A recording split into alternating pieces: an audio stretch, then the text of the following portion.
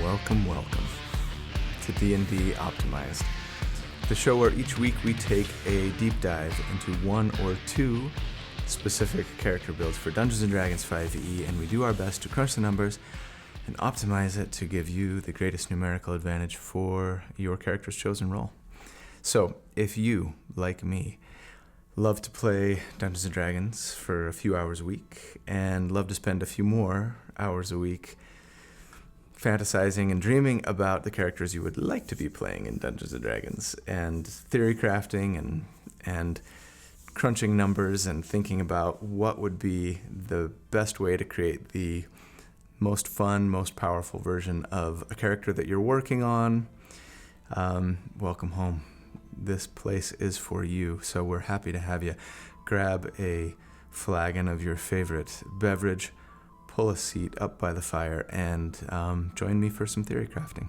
So my name's Colby. Thanks for being here. Appreciate having you. Today is the much anticipated update to my Bladesinger episode. So for those who have been watching for a little while, a couple of months ago I did an episode on the Bladesinger, which has been the class or subclass, I guess, that I've had personally the most fun playing in all of my D&D tenure.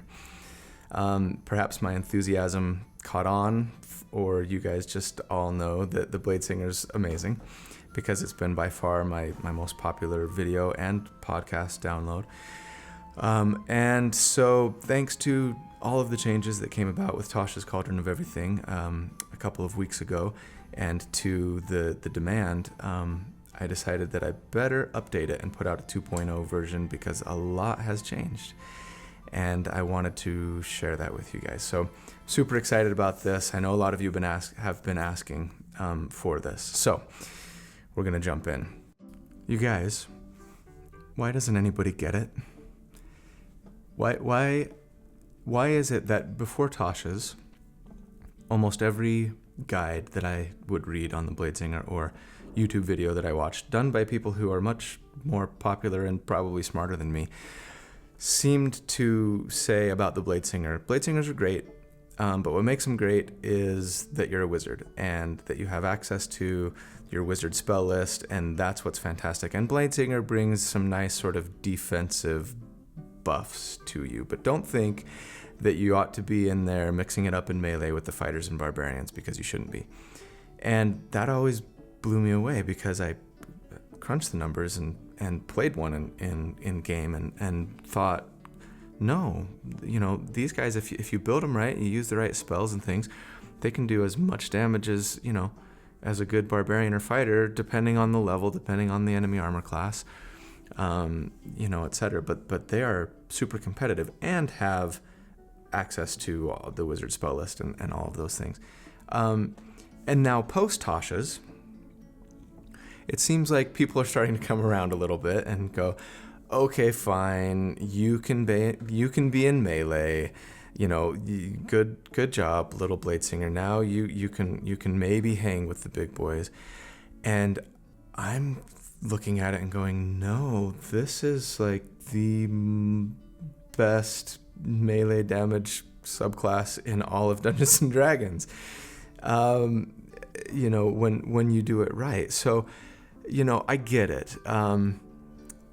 Yes, wizards have access to the biggest and best spells and spell list in the game. But it's not like going into melee and fighting is a waste of your action. You wouldn't tell a great weapon master, polearm master, barbarian or fighter or hexblade warlock that they're wasting their action by being in melee and doing crazy damage, right? And that's what the Bladesinger is capable of doing. They just have the added benefit of all of the mobility and versatility and tankiness that comes with, being a high armor class wizard that has access to all of the amazing spells that they have. They're so much fun, and the damage that you do, if you do it right, it can truly be sustainable. Yes, you will have all of those spells, but you don't need to use them. You don't need to burn them every single round in order to keep up on the damage, and then find yourself out of spell slots and just have to sit in the back and use Firebolt, right? That's what makes the Bladesinger so amazing, is the versatility coupled with the fantastic damage. So, today, we're going to talk about the Bladesinger. We're going to go in level by level. I'm going to have to, I feel like I need to give it the same treatment that I do for all my other episodes. That is, go in kind of level by level. I can't assume that you've watched Bladesinger 1.0. Maybe you have, and if you have, great. And if you haven't, feel free to go back and watch it, but it's kind of unnecessary, because I'm really going to try and pretend like that doesn't exist and just start from scratch. Here's how you build the Bladesinger in order to make it optimized. You know, some of the stuff will be review, but a lot of it is new. That said, if you need to watch it on 1.5 times speed because you've seen the first one, I'm not gonna be upset with you.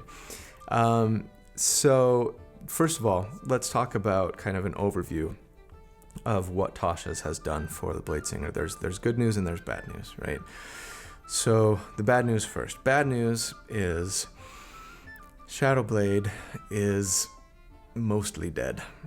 And I know it hurts. Believe me, it hurts me as much as it hurts you. It's not totally dead. We'll still be using it at times. But yes, having basically a lightsaber in Dungeons & Dragons is and was amazing. I love it. I mourn it a little bit, but it is time to move on, for the most part. Also,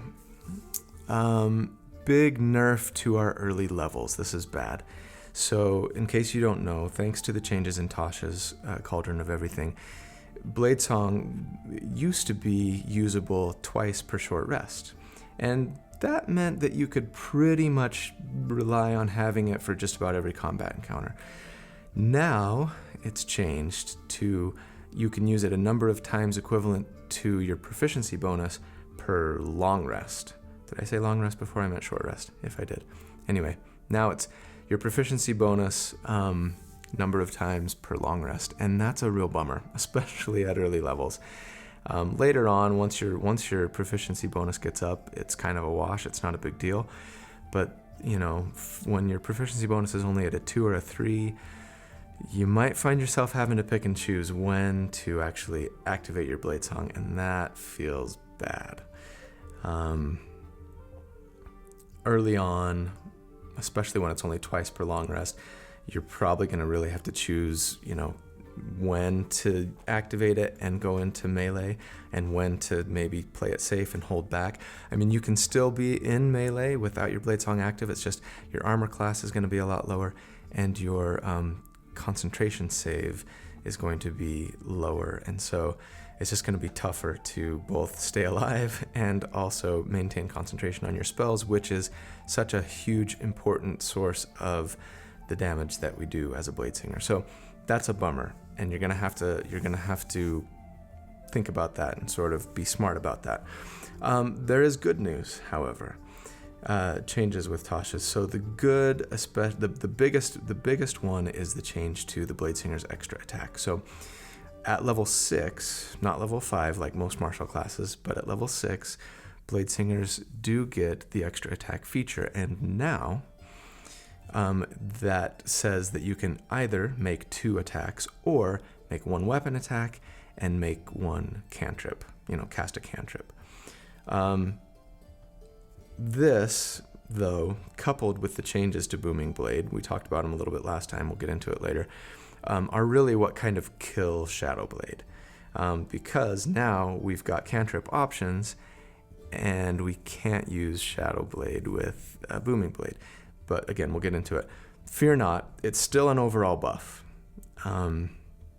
There are great new alternatives for our concentration spell that we will talk about. And so overall, it's going to be a DPR, a damage per round increase. So I'm excited to get into it. Let's jump into the build. All right, first, an errata from my first video first episode on the Bladesinger. I know many of you have pointed out, for whatever reason, I was talking about rapier in the main hand, short sword in the offhand. Don't know why I had a little brain slip there. I am fully aware that unless you took the dual wielder feat, you cannot actually do two-weapon fighting with a rapier in one hand and a short sword in the other. They would both need to be light. A rapier is not. Finesse, yes. Light, no. Anyway, I know. Okay, so at level 1, Bladesinger. The race is, as probably almost always will be going forward, custom lineage option that's going to give you +2 to a stat and a free feat, among other things. It's so powerful. But you're going to want to make your custom lineage elf or half-elf. Now, again, this is really just kind of a flavor, role-play, aesthetic thing, but the free feat that we're going to be taking, Elven Accuracy, at level 1 still requires that you be an elf or a half-elf. And so you can say, custom lineage, but I'm a half-elf or I'm an elf. Now, here's the great thing about the way that it describes custom lineage in Tasha's, right? It says that you are a humanoid, you determine your appearance and whether you resemble any of your kin. So that gives you a lot of room to play here, right? You could say that you're a half-elf, but you're half-elf, half-orc. And in fact, you seemed to inherit all of the genes of the orc parentage, right? So you kind of look more like an orc than anything, or a dwarf, or a gnome, or kind of whatever you want. And yes, maybe we're skirting the rules here, but I think Wizards of the Coast's intent is for us to be able to do things like this and play with and have more creativity and more variety and versatility in our, racial options and customizations. So, get creative with it and have fun. One big drawback to the custom lineage race is it does not come with any weapon proficiencies. And wizards, by default, do not have proficiency with a rapier or a short sword or a scimitar.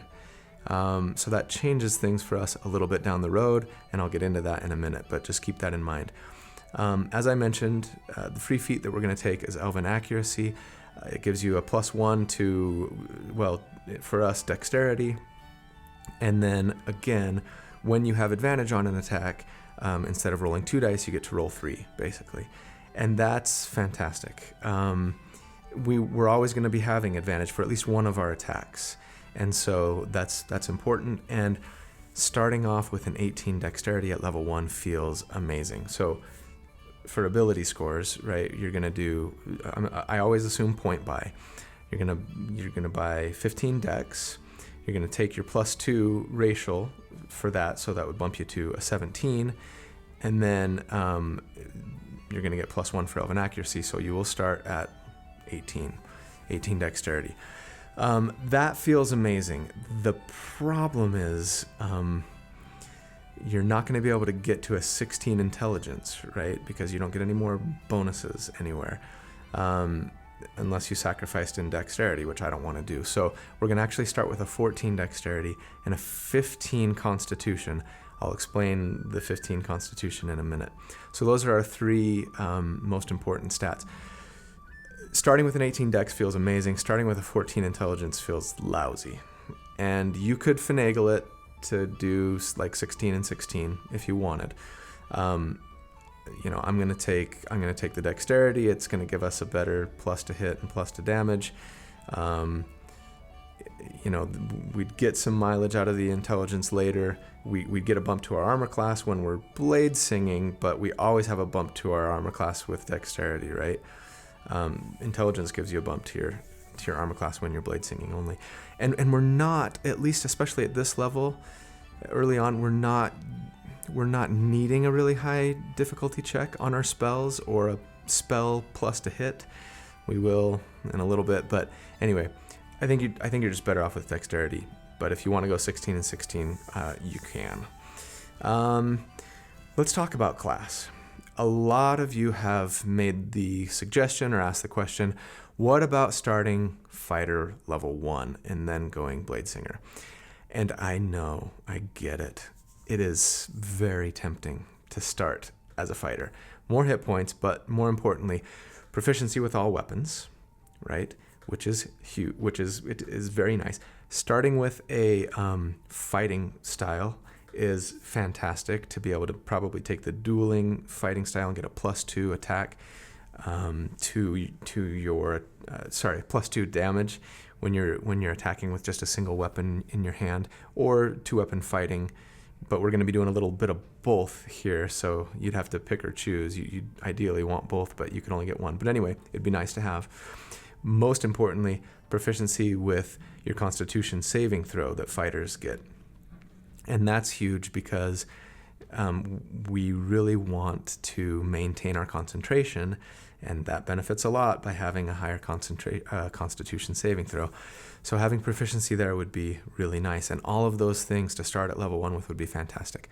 However, for me personally, it hurts so badly to not be able to always be a level behind for all of those important Bladesinger milestones, right? Starting with proficiency in your Constitution saves and fighting style and all of those things that fighters get feel great. But getting to level 6 and still having to wait even one more level to get the second attack, especially when one of them's a cantrip, feels terrible. And having to wait another level to get those higher level spells and more spell slots, it just hurts a lot for me. And so I would sacrifice that and just go all Bladesinger all the way, all wizard all the way. If you got to take a level 1 fighter, go for it. Knock yourself out. As far as equipment, you're going to want to do a gold buy. So that gives you 4d4 times 10 gold. You roll those dice and cross your fingers. You should have about 100 gold. And you're going to want to make sure you pick up leather armor, and then either 2 short swords or 2 scimitars if you can afford them. And if you like scimitars better, it's just flavor, right? They do the same damage, d6, and they're both light and they're both finesse weapons.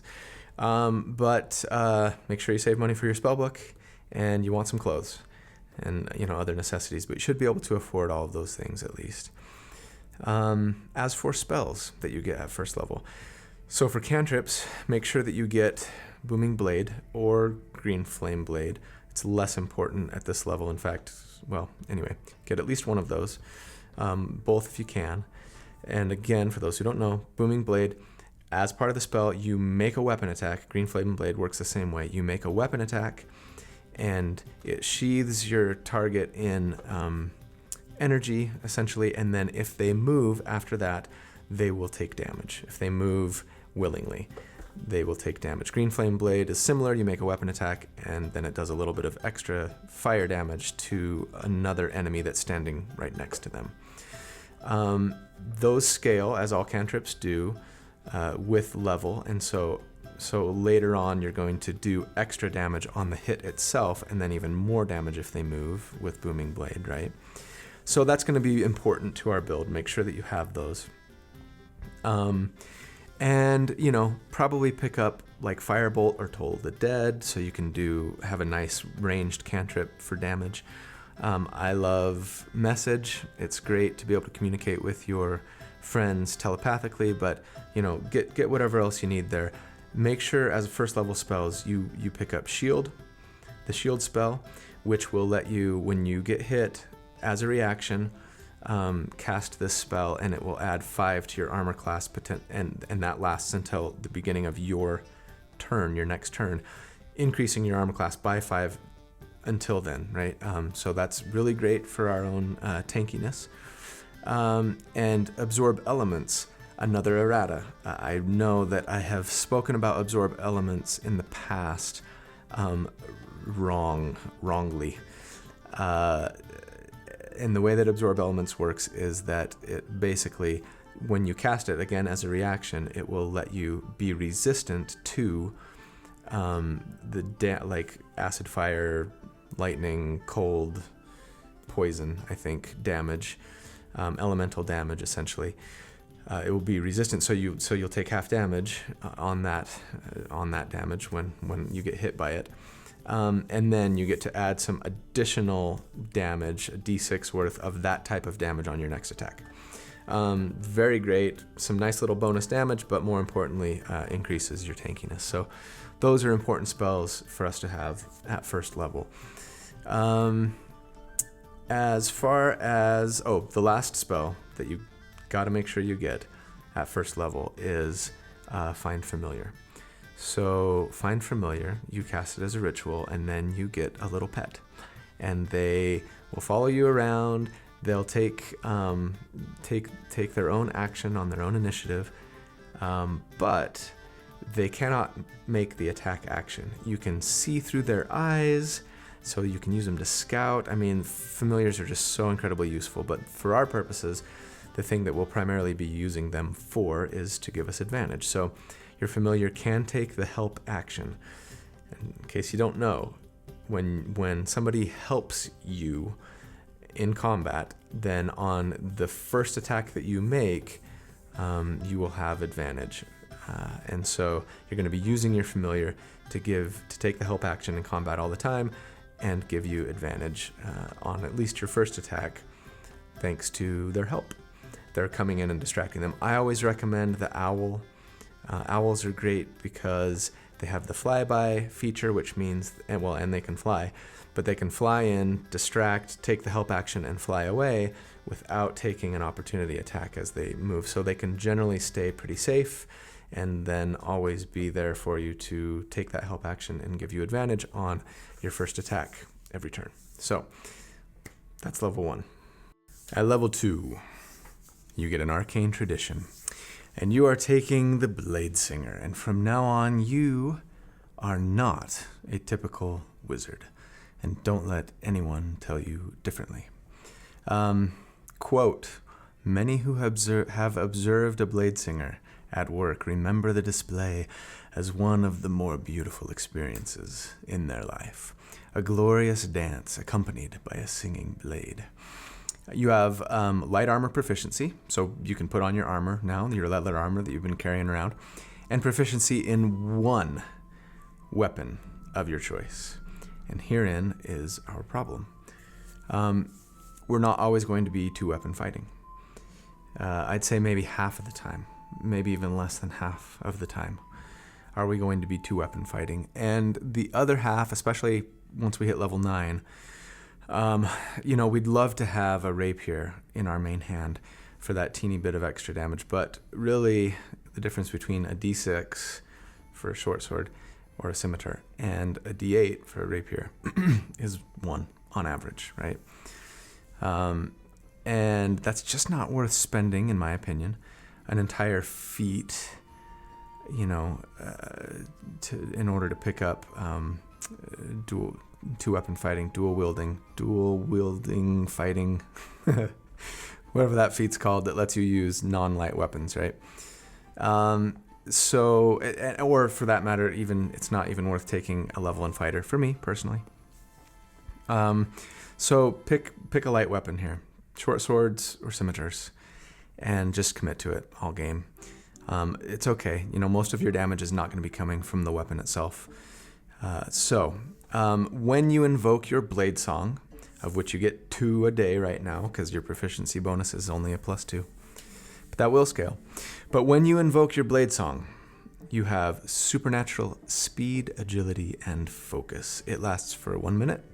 It gives you a bump to your armor class based on your intelligence modifier. So it hurts a little bit to only have a +2. You get 10 more feet of movement speed.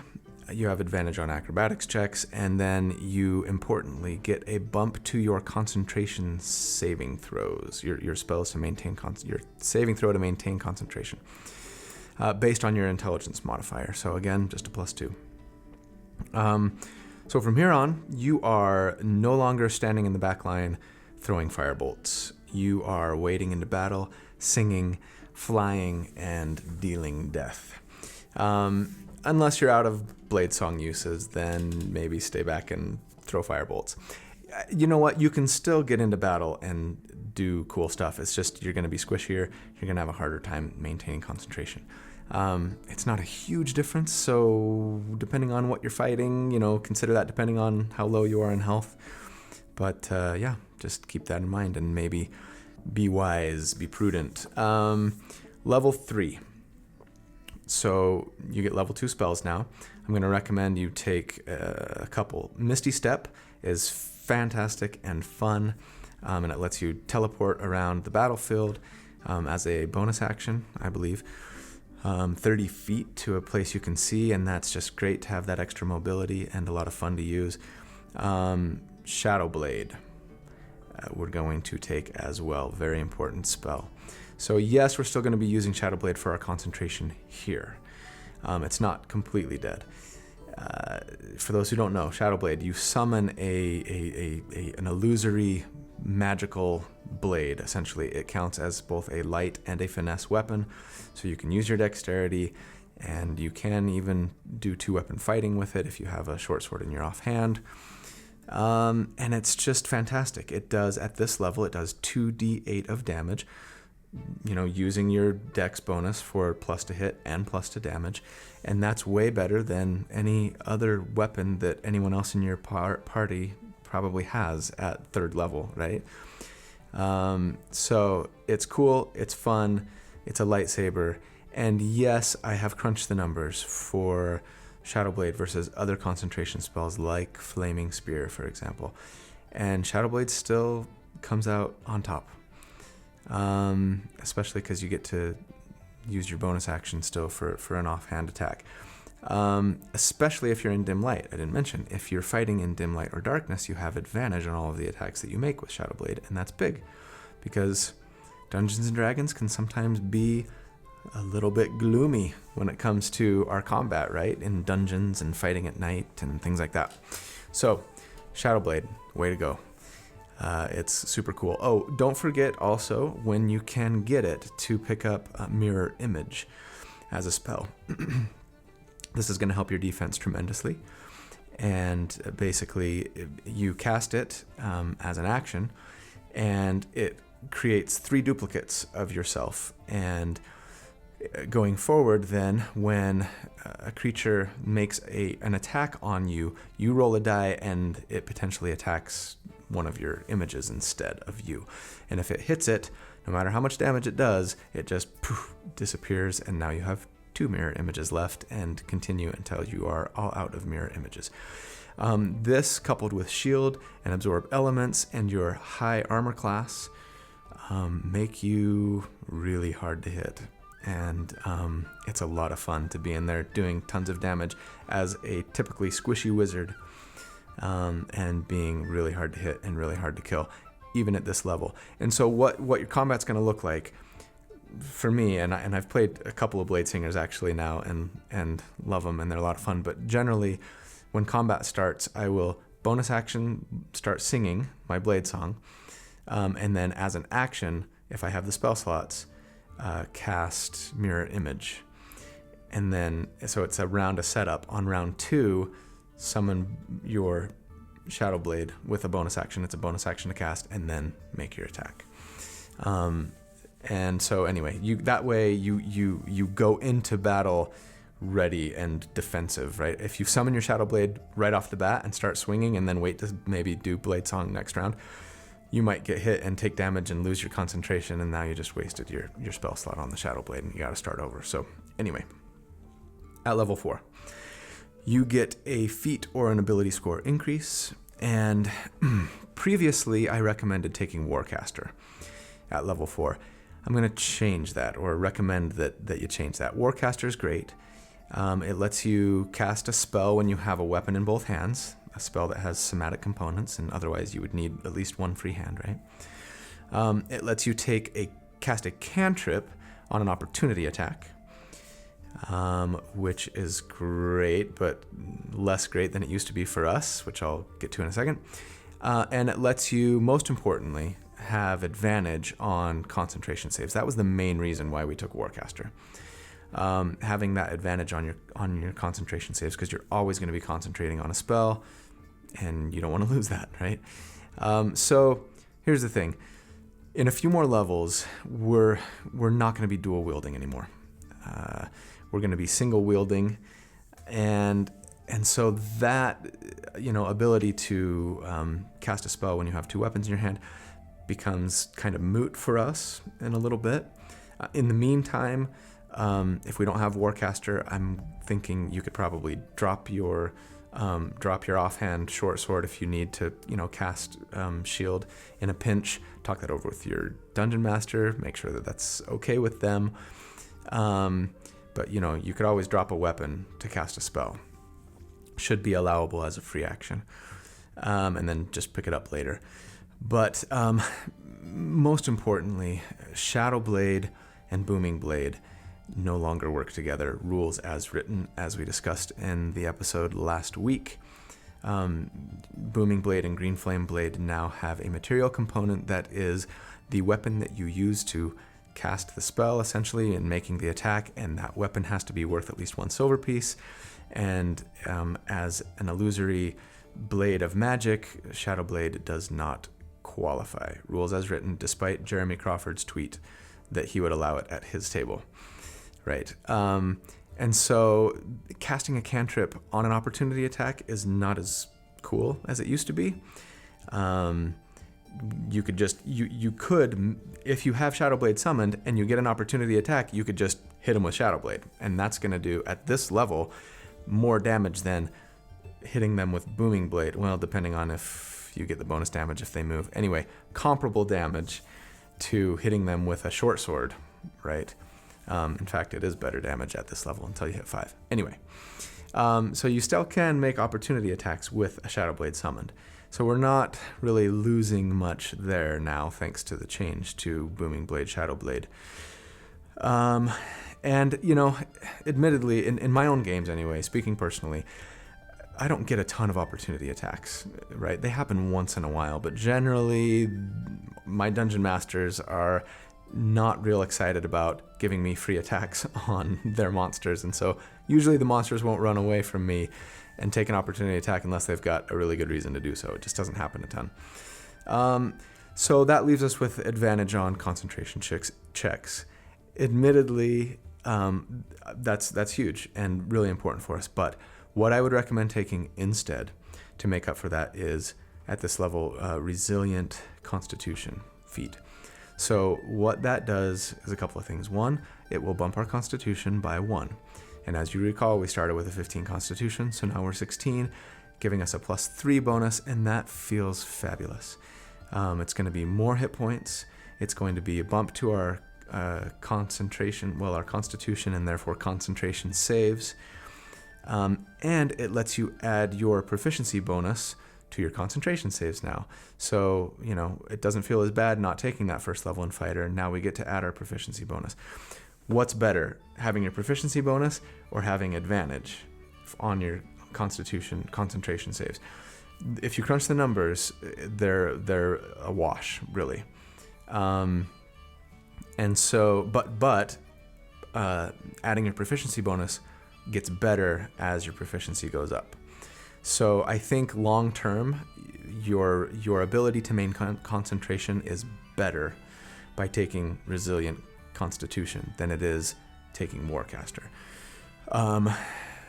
Now, obviously, if you started Fighter, go with Warcaster. Or if you really just want, the other benefits that you get from Warcaster, go for it. But for my money, I'm taking Resilient Constitution.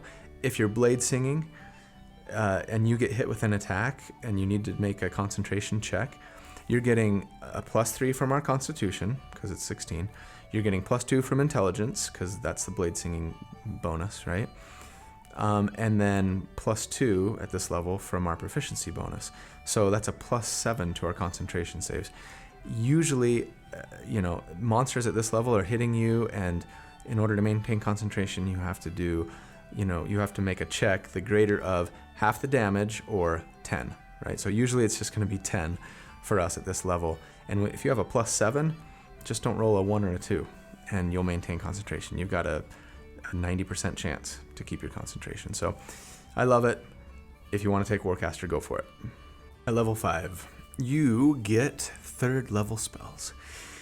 And we get Summon Fae. Okay, I mentioned last week that the new summon spells in Tasha's are fantastic, and they are. They are so good. They're great damage, and even, depending on what you're summoning, great utility. The one that we're going to focus on is Summon Fae, because it has the edge in damage versus the other summon spells. Take a look at the other ones. If there's something else that just really speaks to you because of the flavor or the utility that it brings, go for it. And the damage is going to be almost as good, right?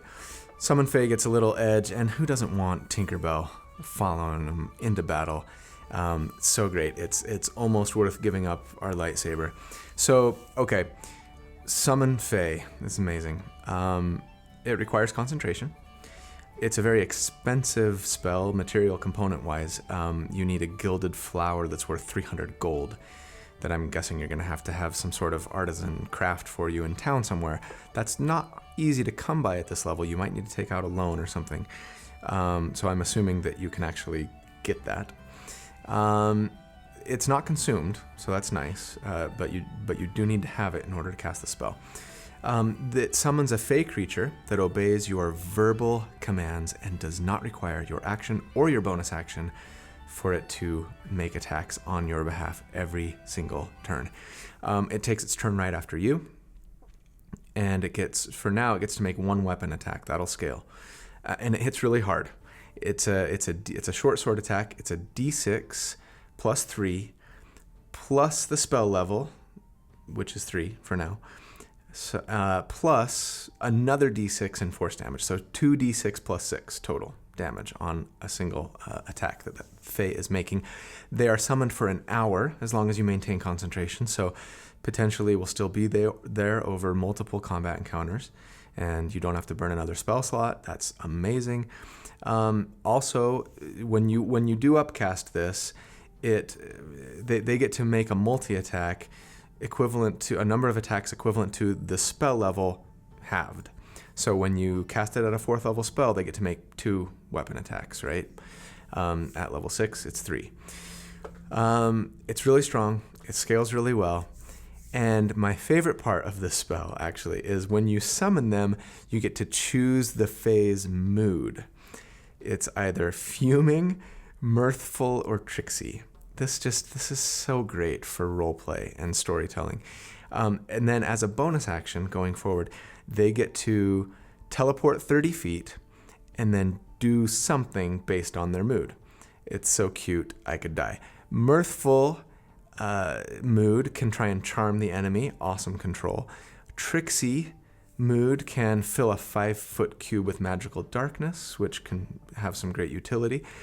Or what I'm always going to be assuming, just for number crunching's sake, is fuming, which gives them advantage on their first attack roll this turn.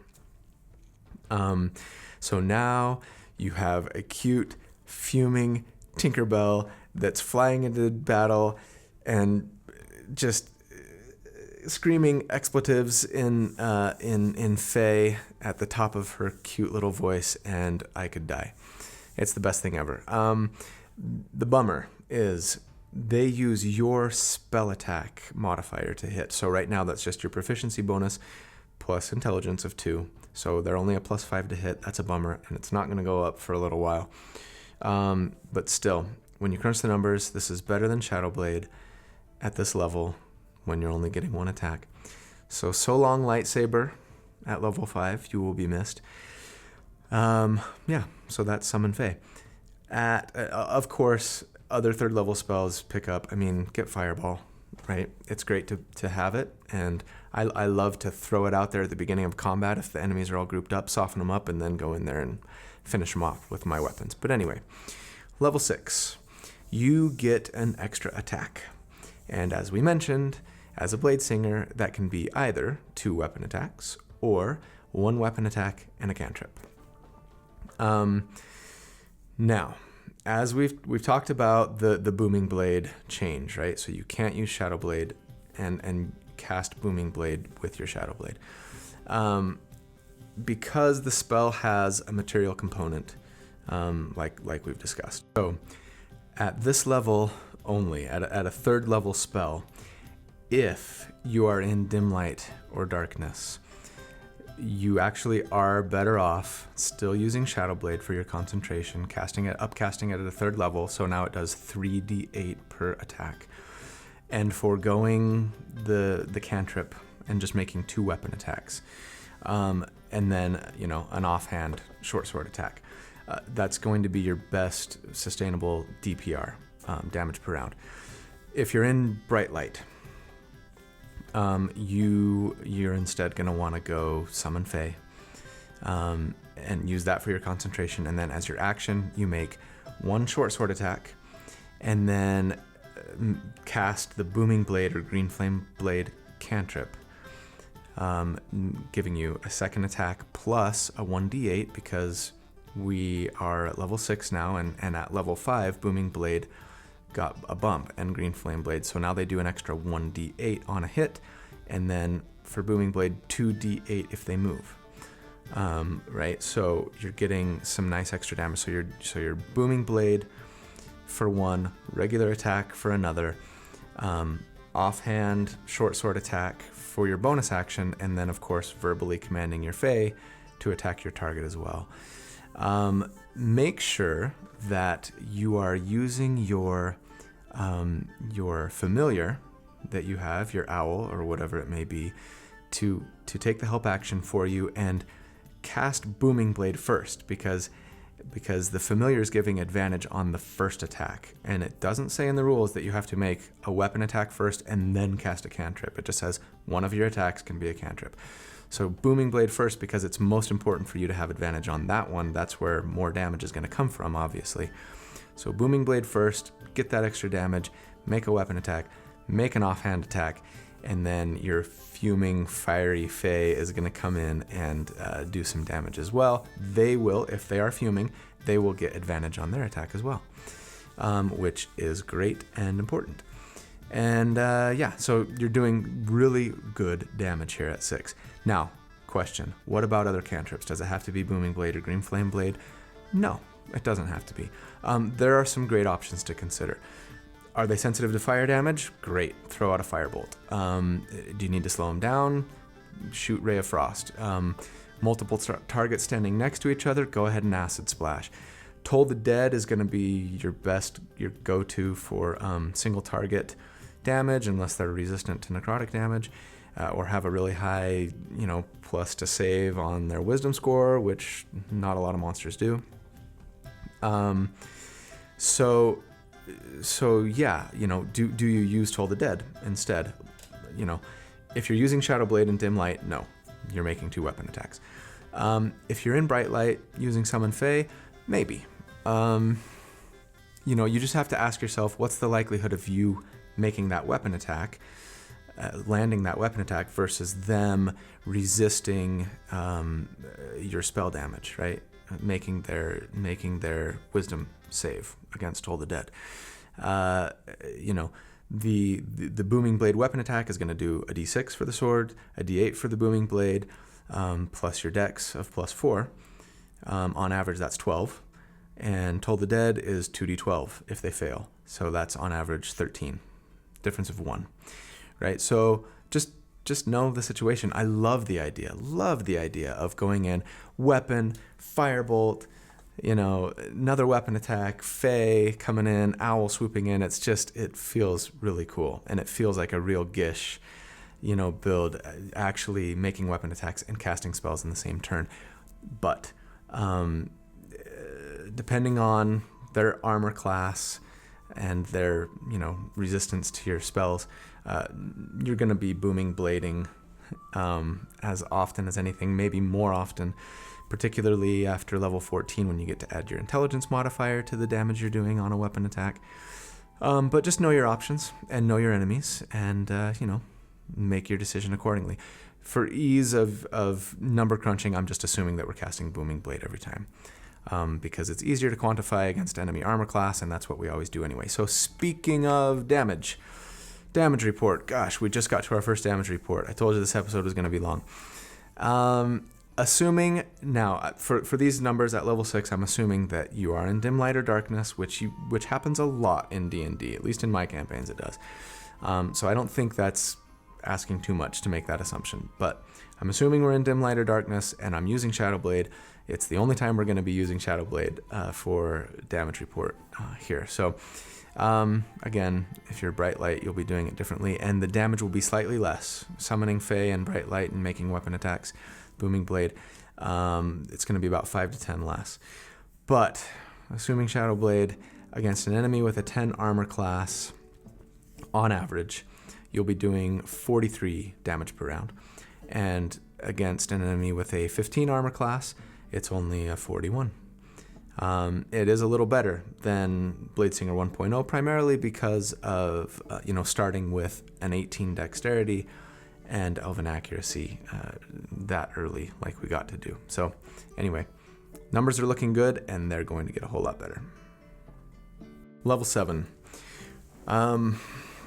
So you have level 4 spells, and knock yourself out for the most part. Polymorph, always a great go-to. There's other good ones, but keep in mind that your concentration now should be reserved at this level for Summon Fae, upcast to the 4th level. And I'm going to put in the video description and in the show notes a little cheat sheet for what spell to use your concentration for based on the spell level. Okay, so feel free to consult that if you would like.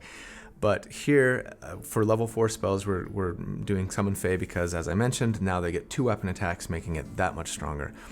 And it's really great, right? Now, and that's even in dim light and darkness, by the way. It's still better. So, again, don't forget to give yourself advantage on that first attack with your familiar that you're making, and let your Fae do its work. At level 8, you get an ability score increase or feat, and we are going to cap our dexterity. So take a bump to your dex. Now you're at 20. Congratulations. That feels fantastic to be there by level 8 already. At level 9, we get level 5 spells. I talked about Animate Objects a little bit in my Bladesinger 1.0 episode. Not as much as I should have, frankly. It's our new go-to concentration spell, and actually is going to be probably for the rest of your character's career. So how the spell works, requires your concentration, and you animate a number of objects ranging in size from tiny to huge. But the smaller they are, the more you get. And so we're always going to go with tiny. Okay. So you start at a level 5 spell, you get 10 tiny objects. I like to carry a bag of silver coins in a separate pouch, and then as a free action, throw them out there and then animate them, right? It's an action to do, and then as a bonus action on that turn and going forward, you can make weapon attacks with them. They fly, and you get more of them for every level that you upcast. You get 2 more for every spell level that you upcast it, which is amazing, and why we're going to just continue using it for the highest level spell slot that we have available to us, depending, of course, on the situation that you're in and how badly you may need a different spell at the time. I like to make them silver coins in case you're fighting something that's resistant to non-silvered attacks. And they do, each one is a +8 to hit, which is quite good. And they each do a d4 of damage +4. So if every single one of them hits, which they won't, that's 65 damage on average, which is a lot for a bonus action, right? Because you also get to make your 2 weapon attacks on your subsequent turns, one of which with Booming Blade, right? Or cast a different cantrip if you want. You don't get to make an offhand attack any longer, right? Because you're using your bonus action to command your animated objects. So it's just 1, 2 with the weapons, and go get them magic coins. It's so fun, and it's so chaotic. Now, there are some drawbacks to Animate Objects. First of all, I think the biggest one, these are not, as per Mike Merle's co-creator of D&D 5e, these are not magical attacks. Even though you're animating them with a magical spell, they just deal bludgeoning damage. And so if you're fighting something that is resistant to non-magical weapon attacks, you don't want to use this spell, basically. Now, that said, there are fewer monsters in D&D 5e than you may realize, unless your DM is metagaming you, that are resistant to non-magical weapon attacks. Ancient Red Dragon, not resistant to non-magical weapon attacks, right? There are some out there, of course, but not as many as you might think. So don't be afraid to use this liberally. Another potential drawback, obviously, is that they are susceptible to being wiped out. If there's an enemy spellcaster and they've got a fireball and all of your coins are in the same place, right? They could get hit by a fireball and die. They're pretty tanky. They have 20 hit points, an 18 armor class, and an 18 dexterity, so +4 to their dex saves if they need to make a save against a fireball. I mean, it could happen. They could get wiped out, but just be aware. In my personal experience with this spell, I'm using it pretty much every time I have the spell slots, and it's incredibly powerful. Also, one note about using this spell, and anytime you're summoning large numbers of creatures, right, that each get to make a spell attack, please, for the sake of your dungeon master and your companions, don't make 10 separate attack rolls for 10 different items unless your dungeon master insists on doing it that way. Talk it over with them, but we like, at my table, we'll just divide it in half, and these 5 make an attack, boom, they all hit or they all miss. These 5 make an attack, boom, they all hit or they all miss. It hurts really bad when they all miss, but nothing will make you hated at your table more than slowing combat down to a crawl with 10 animated object attacks and then your own 2 on top of that. It's just, no, it's terrible. So anyway, figure that out and handle it. But Animate Objects is fun and really powerful. So damage report at level 9, assuming you're using animated objects and then making 2 weapon attacks, one with the Booming Blade cantrip. And of course, or Green Flame Blade, right? Especially if they have somebody standing right next to them. That's guaranteed damage, guaranteed extra damage based on it's either your spellcasting modifier or your proficiency bonus. I need to remind myself of that. But anyway, if they're going to move and you know that they're going to move somehow, then go for Booming Blade. Regardless. Your average damage versus an enemy with a 10 armor class is 85 DPR at level 9. And against an enemy with a 16 armor class, it's a 64. Putting this build ahead of every other sustained damage build that I've ever looked at this level, including the Hexblade Warlock, including the Barbarian Fighter mix with a Rune Knight, even pre-nerf to Rune Knight that came out with Tasha's. More damage even than the Death Cleric who was getting damage against multiple targets in a round. Okay, really powerful. Level 10, you get a Bladesinger feature called Song of Defense. It's great. Basically, it lets you use a spell slot as a reaction to reduce damage done to you if you get hit by an enemy. The damage you reduce is 5 times the spell level. So, obviously, if you can cast the shield spell as a reaction instead and make them miss completely, do that. But if they rolled so high that shield spell isn't going to help you and you really need to reduce the damage otherwise, this is great to have as an option. At level 11, you get 6th level spells. We're going to talk about Tensor's Transformation. So this spell is so fun and so on point with this character, right?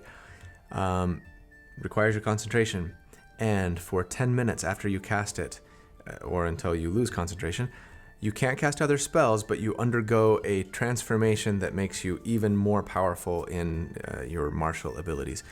So you can't cast other spells, including Booming Blade, so no more using Booming Blade right, on your attacks while you've got Tensors active. But you do get 50 temporary hit points, which is almost double your hit points at this level.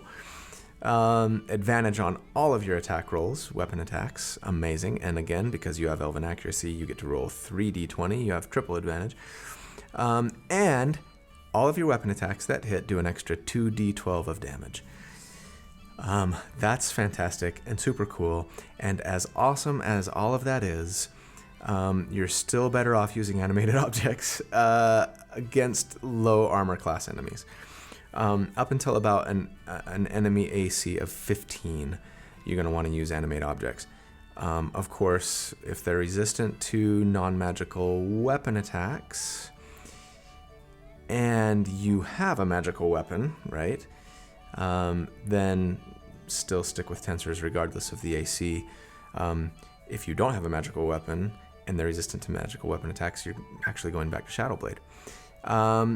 Now, big potential drawback with Tensors is when it ends, and it might be in the middle of combat if you lose concentration, you have to make a DC 15 Constitution saving throw, or suffer one level of exhaustion. That doesn't hurt that bad when you just have one level of exhaustion. It's just disadvantage on all of your ability checks, and that, you know, your exhaustion levels last until you finish a long rest. So that's not the end of the world. If you get 2, though, your movement speed is halved, and that hurts, and from there it gets much worse. So avoid 2 levels of exhaustion and beyond at all cost. But this is another good reason why Resilient Constitution was better than Warcaster, in my opinion, because you're making a Constitution saving throw here, not a concentration check. And Warcaster just gave you advantage on your concentration checks, not your Constitution saves, right? Concentration versus Constitution, yeah.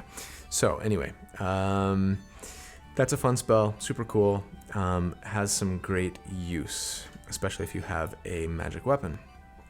At level 12, you get another ability score increase or feat, and we finally get to put points into intelligence.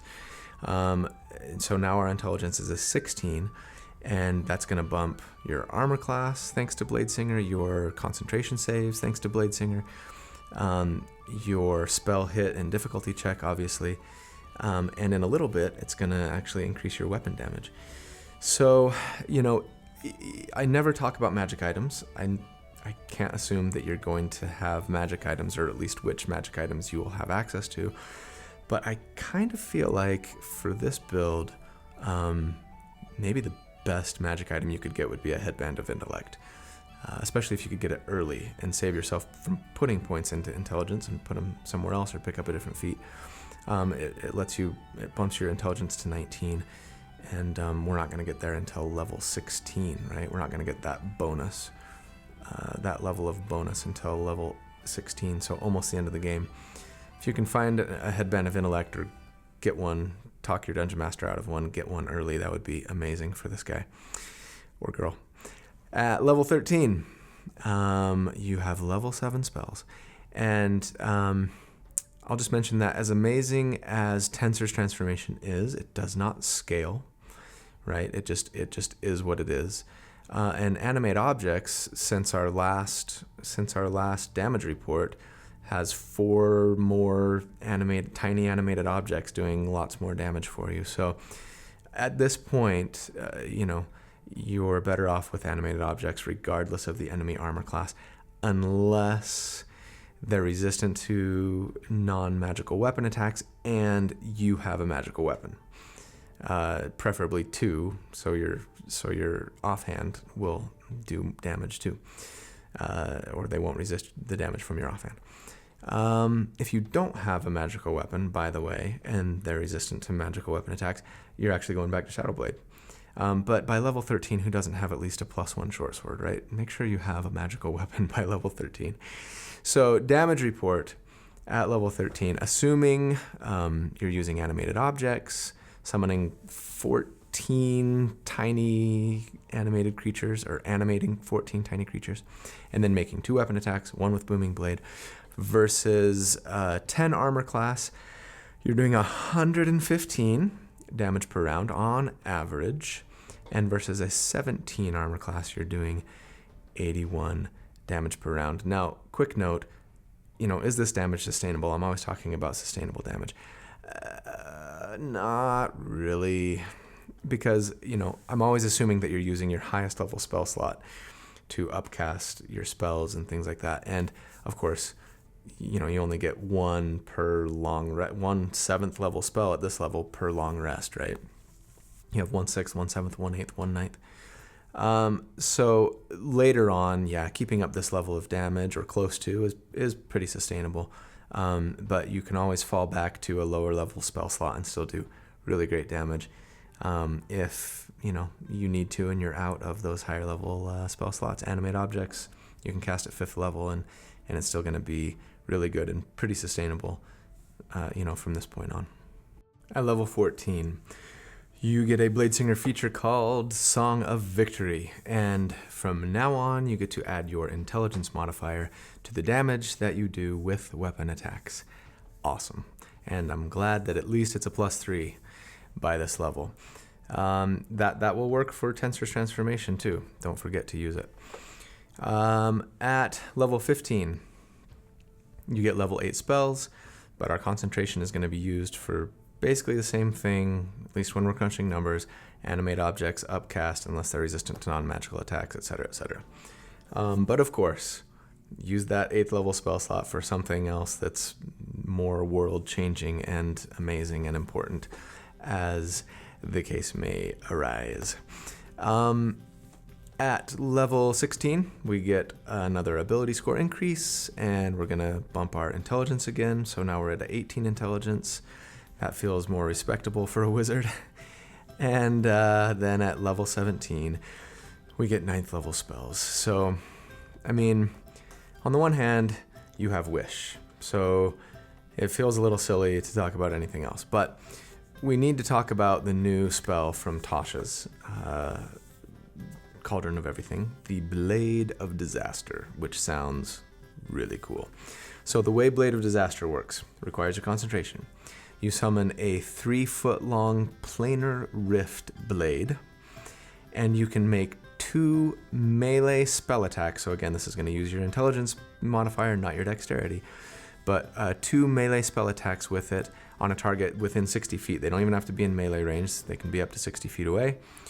And each hit does 4d12 plus nothing, 4d12 damage.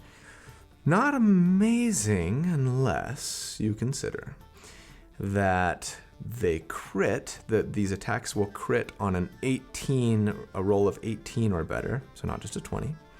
So that's a 15% chance to crit, right? And if you crit, it does triple damage. It does an extra 8d12 instead of an extra 4d12, right? So for a total of 12d12 each hit. Now, those 2 attacks are made as a bonus action going forward, which is fabulous. So freeing you up to still make your weapon attacks, using Booming Blade for one of them. And by the way, Booming Blade got a bump here, final bump to 3d8 on a hit, plus an extra 4d8 if they move. So even with all of that said, you actually don't necessarily want to use Blade of Disaster for sustained damage every time, only if the enemies have an armor class of 15 or better. Now granted, at level 17, just about everything you're fighting is probably going to have an armor class of 15 or better, but just keep that in mind. Below 15, Animate Objects is actually still going to be your go-to upcast, unless they're resistant to non-magical weapon attacks. Now, definitely make sure that you're saving your familiar in the help action for one of these, if you're using Blade of Disaster for one of these attacks, because when it crits on an 18 or better and does triple damage, you definitely want the advantage on one of those attacks, right? You're going to be critting a lot if you can get advantage. And frankly, if you can find a way to get advantage on both attacks, do so at almost all costs. If there's somebody else in your party that has a familiar that can help on the second attack, or cast Fairy Fire or whatever, really, really strong. Because again, remember, with Elven Accuracy applies here. Elven Accuracy states that when you're making an attack with Dexterity, Wisdom, Intelligence, or Charisma, then you get to roll that extra d20 and have that triple advantage. And you're using Intelligence because it's a melee spell attack for you, so it qualifies for Elven Accuracy. You're going to be critting a lot with this, and it will feel really cool when you do. Damage report at level 17. Against an enemy armor class of 10, which I'm assuming you're using Animate Objects for, by the way, you're doing 153 damage per round. And at an enemy armor class of 18, you're still over 100. You're at 115. And at that point, you've switched, right, to Blade of Disaster. So you're amazing. Final thoughts. For my money, the strongest subclass in all of D&D 5e thus far. Top tier damage with all of the bells and whistles and bag of tricks that come from playing a wizard. All the control, all of the AoE, area of effect damage, all of the ability, and wish. What more could you ask for? I don't know. You're tanky, you're hard to hit, you're mobile, you're all over the battlefield, and it's so much fun to play. So speaking of, okay, yes, your sustained DPR is amazing, but don't forget to be a regular wizard, when the situation calls for it. Those high level spells, of course, are amazing and fantastic and powerful. So, when you need it, throw up that wall of force, right? Fireball the group of hobgoblins. Misty Step over to an ally that's gone unconscious, and then on your next turn you can bring them back from the brink of death with life transference. Yes, you do a ton of damage, but that's not what makes this class so amazing and so fun. What makes it so amazing and so fun is that you do a ton of sustainable damage while throwing out and being able to throw out all of those awesome, fun, versatile, powerful spells when you need it. So, you have all these spell slots, and there's a reason why I tried to create this in a sustainable way where you're only hopefully using one spell slot per encounter. You've got all those other spell slots. Well, maybe you're using others for defense, right? Shield and things like that. You've got all those other spell slots. Use them when you need them, and you're going to have a blast doing so. You are the jack of all trades and master of most. So have fun. One thing, make sure that you figure out what your blade song is, and you better damn well sing it in character, in game, when you activate your blade song. For me, mine personally is a song called, I believe it's pronounced Ebude by Enya. See along the bottom, I'll put, I can't play it for copyright reasons, but check it out. Google Ebude by Enya. It's got a nice martial cadence to it. I love it. Feels very Celtic. Find a blade song, sing it in game, and have so much fun with it, you guys. That is our episode for the week. Thank you so much for joining. Really appreciate it. As always, find us on Twitter, on Facebook. Email me at dndoptimized@gmail.com. Like us, review us, subscribe, review, share, all of the things. And yeah, comment. And especially if you have a build that you would like me to do an episode on, give me as much detail and information about the build and the role and the specifics of it as much as you can. And I will do my best to optimize it for you. Thanks, everyone. Have a fantastic day. Love you guys. And we'll see you next time.